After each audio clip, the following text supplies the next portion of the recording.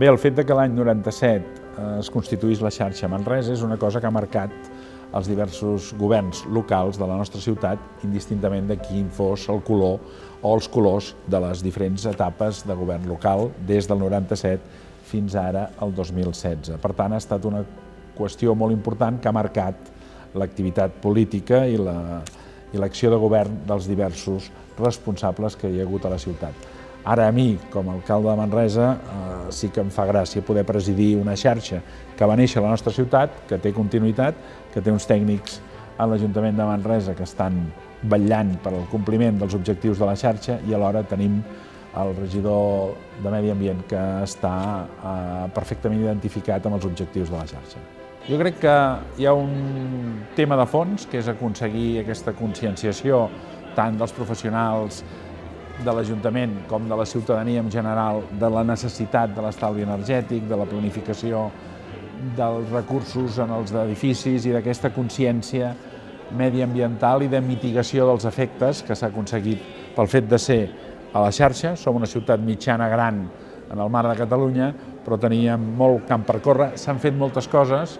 n'hi hauria moltes a citar. Jo crec que la Torre Lluvià és un exemple d'aquesta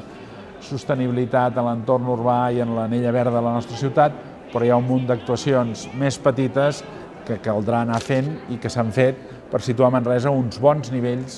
en la lluita al canvi climàtic i en la mitigació dels efectes del canvi climàtic. D'una banda, s'aconsegueix que sigui un punt de trobada d'aquests més de 221 municipis de la demarcació de Barcelona, però amb la implicació territorial també de Tarragona, Lleida i Girona. De fet, un dels vicepresidents de la xarxa que avui s'ha nombrat és el representant de la Diputació de Tarragona. Aquest seria un element. I l'altre element, jo crec que és molt important, és que Barcelona, la marca Barcelona, i en aquest sentit, per extensió la Diputació de Barcelona,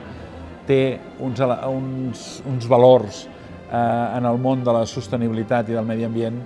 que arriben a fora de Catalunya i els situen com una de les organitzacions administratives que tenen més preocupació i més programes per treballar pel bé de la sostenibilitat i el canvi climàtic. Jo crec que és important que el pacte d'alcaldes s'hagi posat en funcionament d'una forma voluntària, és a dir, els municipis que s'hi adhereixen és un pronunciament dels seus plenaris i dels seus propis alcaldes, per tant és una adscripció voluntària. Això és molt significatiu perquè vol dir que hi ha gent que té una predisposició i una voluntat d'implicar-s'hi i després el compromís de que a través d'aquest club del pacte d'alcaldes es pugui aconseguir compartir experiències dels diversos municipis i fer possible uns efectes sobre la població, sobre els nostres ciutadans i sobre el planeta que ho requereix. Jo crec que la col·laboració entre administracions és fonamental perquè els recursos cada vegada són més escassos i el que ens ocupa és un tema que necessita de forma urgent i important no només la conscienciació, s'està fent a les escoles, s'està fent en els municipis, però la ciutadania en general, no només en temes de deixalles, d'aigua, etc., sinó amb una globalitat de temes, tot gira al voltant d'aquesta necessitat de fer front als canvis climàtics que estan a l'ordre del dia i que tots estem vivint. Bé, hi ha elements concrets d'aquesta transversalitat en els tres àmbits al voltant dels efectes que es persegueixen amb aquesta xarxa. Per exemple, podrien ser els horts socials. Els horts socials tenen uns efectes mediambientals, tenen uns efectes econòmics al voltant de la gent que ho està passant més malament i tenen uns efectes que contribueixen a la producció sostenible, propera, quilòmetre zero, que fan que tots plegats concorrin els tres elements, el social, l'econòmic i el mediambiental, en aquest punt dels horts socials. Les experiències de diversos municipis a l'hora de gestionar això és el que ens permet millorar el model i compartir-lo entre tots per saber quin és el més eficient o el que més s'adapta a les capacitats a les dimensions de cada municipi. Jo crec que en l'àmbit de la xarxa, les fites desitjables seria que tots plegats tinguessin clar que el que era vàlid pel 2020 ara ja té uns reptes, aquest 40% de reducció d'emissions pel 2030, tal com s'ha decidit en l'Assemblea de París, doncs per acostar-nos al 2030 amb els reptes que fixa Nacions Unides, hem de ser capaços de que el 20 hi haguem fet un salt qualitatiu important. Som conscients, jo també com a alcalde de Manresa, de que no és una inversió,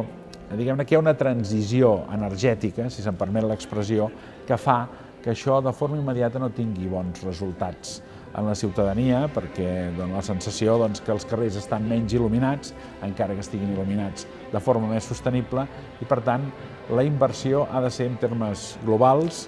abans ho comentàvem, no només conceptuals, però sí explicant bé que a vegades els carrers són menys il·luminats, però ho són de forma més sostenible. Aquest és un dels objectius que hem d'aconseguir en aquest mandat, i no només a Manresa, sinó a tots els municipis de la xarxa. Jo crec que per aconseguir els objectius